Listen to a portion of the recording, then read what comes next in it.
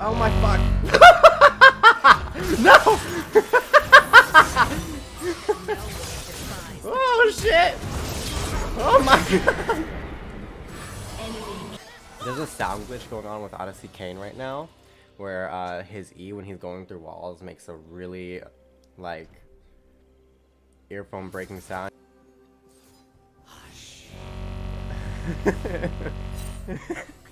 But yeah, so he's using that ODYSSEY red KAYN, and every time he goes through the wall with his E, it does that sound.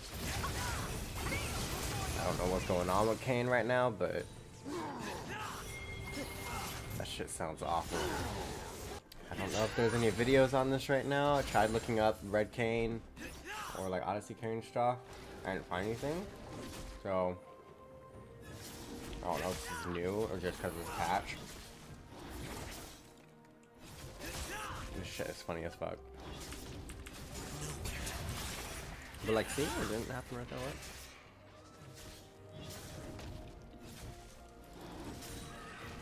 Such a useful talent. Oh. Why keep them waiting? The fuck is that?